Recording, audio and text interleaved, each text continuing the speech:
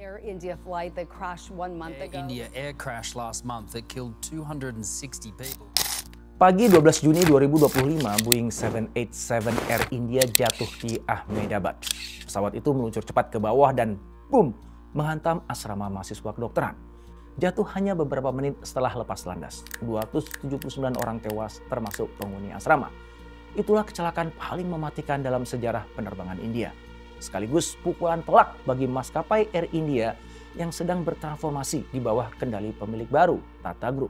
Air India memang sedang berusaha bangkit, merajut reputasi dan merebut kepercayaan publik setelah 7 dekade dikelola negara dengan lambat, penuh masalah, dan kehilangan daya saing. Tapi dengan adanya insiden itu, mampukah Air India mempertahankan arah transformasinya?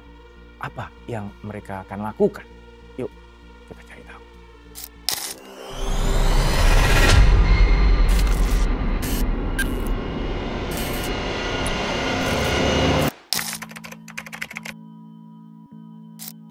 Warga kota Ahmedabad geger. Boeing 787 Dreamliner Air India dengan nomor penerbangan AI-171 jatuh di kawasan Meghaninagar, menghantam asrama yang dihuni dokter-dokter residen di kompleks PJ Medical College. Jumlah korban tewas seluruhnya mencapai 279 orang, terdiri dari 241 yang berada di pesawat dan sisanya mereka yang berada di darat. Ajaibnya, seorang penumpang lelaki selamat. Dia duduk di kursi nomor 11A. Dalam sekejap beritanya langsung menyebar luas. Pemerintah India langsung menerjunkan tim penyelidik. Terdiri dari Aircraft Accident Investigation Bureau India dibantu oleh NTSB dari Amerika, AAIB dari Inggris, serta para teknisi Boeing dan GE Aerospace. 2 hari kemudian kotak hitamnya berhasil ditemukan. Ini akan mengungkap penyebab jatuhnya pesawat. Namun dari pemeriksaan awal sudah terungkap beberapa kejanggalan. 2 mesin pendorong kehilangan daya sehingga pesawat hanya mampu mendaki 137 meter. Roda pendaratan pun belum sempat ditarik. Kemudian flap tidak terbuka seperti seharusnya. Dan sistem kelistrikan serta kendali penerbangan mengalami gangguan besar. Rupanya beberapa hari sebelumnya pesawat tersebut memang sudah sempat bermasalah. Tetapi tetap diizinkan terbang setelah dilakukan pemeriksaan cepat. Akibatnya, Tata Group sebagai pengelola Air India menuai kritik. Sebab kecelakaan itu menjadi salah satu tragedi paling mematikan dalam sejarah penerbangan India. Tidak heran jika pemerintah India kemudian menetapkan hari berkabung nasional.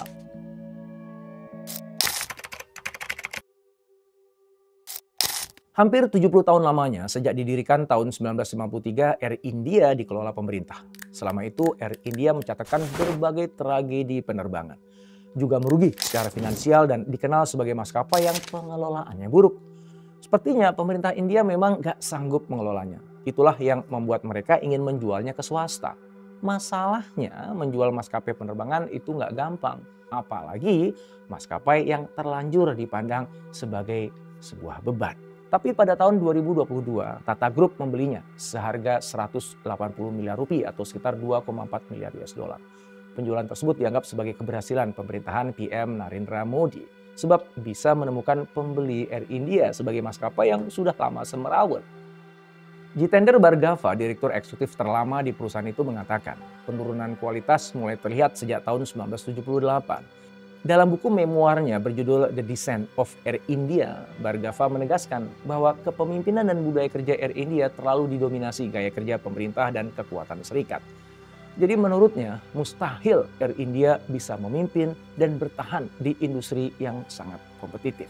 Bhargava juga menjelaskan dalam wawancara dengan Associated Press bahwa kepemilikan oleh negara hanya melanggengkan cara kerja lama dan proses yang rusak. Manajemen birokrat tidak memahami industri penerbangan. Nggak heran jika kemudian perusahaan banyak kehilangan uang sehingga tidak bisa melakukan pembaruan-pembaruan. Maka Tata Group tidak hanya mewarisi sebuah maskapai bermasalah, melainkan juga struktur perusahaan yang sudah sangat tertinggal dan stagnan. Hutangnya bejibun, pangsa pasarnya menciut tinggal 12% dan terancam terus surut seiring pertumbuhan maskapai lain yang agresif. Sesaat setelah mengambil alih, Tata Group segera bergerak. Mereka meluncurkan Vihan AI, sebuah rencana transformasi 5 tahun. Tujuannya mengembalikan kewibawaan Air India sebagai maskapai kebanggaan nasional. Untuk itu mereka langsung menunjuk Campbell Wilson, mantan eksekutif Singapore Airlines sebagai CEO. Ini menandai berakhirnya era birokratis dan dimulainya budaya kerja yang lebih gesit, berorientasi pelanggan dan fokus pada hasil nyata. Tim manajemen baru diberi ruang dan kepercayaan penuh untuk menata ulang proses internal dari atas sampai ke bawah. Berikutnya, Tata memesan 470 unit pesawat Airbus dan Boeing, di antaranya seri A350, Boeing 787 Dreamliner, dan 737 MAX. Ini adalah pengadaan pesawat terbesar sepanjang sejarah penerbangan komersial.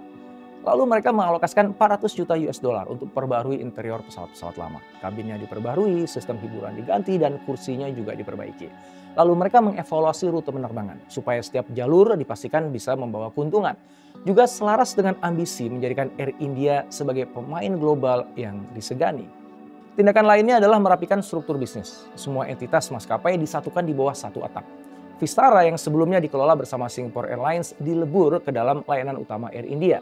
Sedangkan Air India Express dan AIX Connect digabung menjadi maskapai layanan rendah biaya. Hasilnya, operasional menjadi lebih efisien dan peta maskapai nasional jadi lebih jelas. Sekarang hanya ada dua nama yang mendominasi langit India, yaitu Air India dan Indigo. Keduanya mengendalikan sekitar 90% pasar domestik. Perubahan memang dilakukan secara total, sebab mulai dari seragam awak kabin, desain logo, tampilan pesawat, sampai sistem pemesanan tiket pun semuanya diperbarui. Termasuk mengulang berbagai jenis pelatihan bagi awak kabin dan juga staf lapangan. Semua langkah itu dilakukan bukan hanya untuk membenahi citra, melainkan untuk menyiapkan Air India sebagai simbol kebangkitan industri penerbangan India. Tetapi ibarat peribahasa belum mengayun sudah tertaruh. Transformasi itu langsung terpukul malapetaka 12 Juni. Tragedi itu datang ketika Air India sedang berada di puncak momentum. Mereka sedang berbenah, performanya sedang naik dan sedang menikmati kembalinya kepercayaan publik. Lalu semuanya menguap dalam hitungan menit. Jelas bahwa dampak dari kecelakaan tersebut akan melampaui aspek-aspek teknis. Di tahap awal penyelidikan belum bisa dipastikan apakah Air India terbukti lalai atau sepenuhnya bebas dari kesalahan. Namun persepsi publik sudah kadung muncul. Meskipun pesawatnya tergolong modern dan pilotnya sangat berpengalaman, tetapi ketika tragedi terjadi, kepercayaan publik langsung goyah. Sebab mereka punya persepsi sendiri tentang penyebab dari peristiwa kematian ratusan korban. Padahal kepercayaan adalah inti bisnis penerbangan. Setiap kursi yang terisi mencerminkan rasa aman dan keyakinan penumpang terhadap profesionalisme maskapai. Itulah sebabnya Air India terus membangun citra sebagai maskapai yang premium, efisien, dan internasional. Namun hanya dalam sesaat label baru itu runtuh. Nama Air India berisiko kembali dikaitkan dengan kekacauan, keterlambatan, atau bahkan bahaya. Akibatnya laju pertumbuhan akan terhambat. Usaha menarik minat calon penumpang jadi lebih sulit, lebih mahal, dan lebih lambat. Tujuan promosi yang semula untuk memperluas pasar bisa bergeser jadi memulihkan reputasi. Tata memang sudah memperbarui armada, meningkatkan kualitas layanan dan rebranding visual. Namun usaha-usaha itu akan kehilangan daya manakala publik trauma atas tragedi. Kemajuan-kemajuan yang sudah dicapai bisa tersendat, bahkan mungkin tergerus. Sebab kepercayaan publik belum sempat benar-benar mengakar. Akibat lebih jauh adalah tekanan finansial. Maskapai mendadak membutuhkan biaya dalam jumlah yang besar untuk membayar kompensasi para korban, membayar asuransi, dan melakukan audit tambahan. Padahal di sisi lain jumlah penumpang berpotensi menurun, terutama di rute-rute internasional, sebab publik global lebih sensitif terhadap isu keselamatan. Jadi posisi Air India kini sedang rentan. Apabila tidak ditangani dengan cepat dan transparan, risikonya semakin besar. Selain reputasi menurun, proyek pemulihan pun bisa goyah.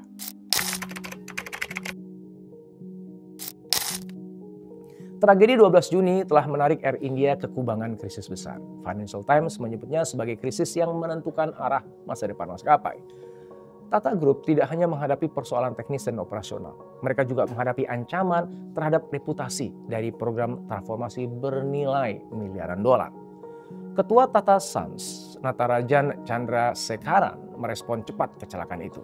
Dia segera menyatakan belasungkawa secara terbuka, membentuk tim investigasi internal, dan menyatakan dukungan penuh terhadap proses penyelidikan nasional maupun internasional. Dalam situasi seperti ini, kecepatan, transparansi, dan empati sudah jadi fondasi utama, bukan lagi sekedar nilai tambah. Sementara itu, Direktorat Jenderal Perhubungan Udara India langsung memerintahkan maskapai mengaudit keselamatan seluruh armada Boeing 787 yang dioperasikan.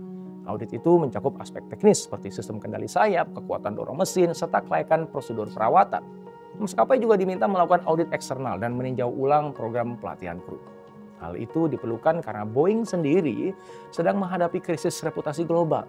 Jatuhnya Air India sebenarnya menjadi ujian tentang kredibilitas industri penerbangan sipil secara keseluruhan. Para ahli menyampaikan bahwa tanpa perombakan menyeluruh terhadap prosedur keselamatan dan sistem pelatihan, kepercayaan penumpang akan sulit untuk diraih kembali. Lebih lanjut, pemerintah India juga meminta maskapai menyerahkan seluruh dokumen yang berkaitan dengan pelatihan, mulai dari pelatihan pilot, petugas pengatur penerbangan, dan prosedur teknis yang berlaku sebelum kejadian. Audit dilakukan secara menyeluruh, dari log pelatihan simulator sampai sertifikasi dan validitas lisensi. Pemerintah meminta Tata menjadi contoh perusahaan yang bertanggung jawab, termasuk dalam hal menyampaikan informasi yang jujur, terbuka, dan berkala ke publik. Masyarakat tidak membutuhkan pernyataan formal, melainkan kejujuran dan kejelasan informasi. Jadi sebetulnya krisis ini bisa menjadi sebuah titik balik, manakala penanganannya dilakukan secara baik. Tata berpeluang mengubah bencana menjadi awal munculnya standar baru penerbangan yang lebih kuat. Bukan hanya untuk Air India, tapi untuk industri penerbangan India secara keseluruhan. Ada 3 hikmah yang bisa kita petik dari kejadian ini. Pertama, tidak ada transformasi yang benar-benar berhasil tanpa menyentuh akar budaya kerja. Tata sudah mengucurkan investasi yang besar, mengganti pesawat, menyatukan entitas, dan mengganti manajemen. Tetapi insiden ini telah menunjukkan bahwa infrastruktur dan strategi bisnis tidak cukup untuk mendukung reformasi budaya kerja yang lebih dalam. Kalau kebiasaan lama dalam pengambilan keputusan, pelatihan, dan tanggung jawab belum berubah, maka transformasi akan tetap rapuh. Disinilah kita teryakinkan bahwa transformasi sejati tidak dimulai dari luar, melainkan dari struktur di dalam yang tidak terlihat. Yang kedua, kepercayaan publik bukanlah hasil kampanye PR. Kepercayaan publik adalah hasil dari konsistensi operasional.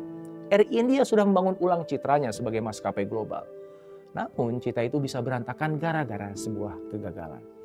Ini mengingatkan kita bahwa kepercayaan bukan sesuatu yang bisa dipoles. Kepercayaan harus tumbuh dari ketepatan waktu, keselamatan operasional, dan juga transparansi. Ketika kepercayaan itu goyah, semua nilai komersial ikut terancam. Maka dalam industri layanan publik, reputasi bukanlah aset tambahan, melainkan fondasi untuk menjamin keberlangsungan. Yang ketiga, begitu kepercayaan hilang, efeknya bisa menjalar ke segala lini. Valuasi bisnis turun, strategi jangka panjang terganggu, dan daya kompetitif ikut melemah. Dalam iklim industri yang bergerak cepat, kehilangan kepercayaan sama dengan kehilangan pijakan. Kasus Air India mengingatkan kita bahwa transformasi yang terlalu fokus pada pencitraan tanpa kesiapan struktural ibarat membangun istana pasir di pantai, rapuh dan gampang hancur. Pada akhirnya, setiap kegagalan bisa menjadi cermin. Kita jadi tahu tentang apa yang perlu diulang dan apa yang harus diakhiri.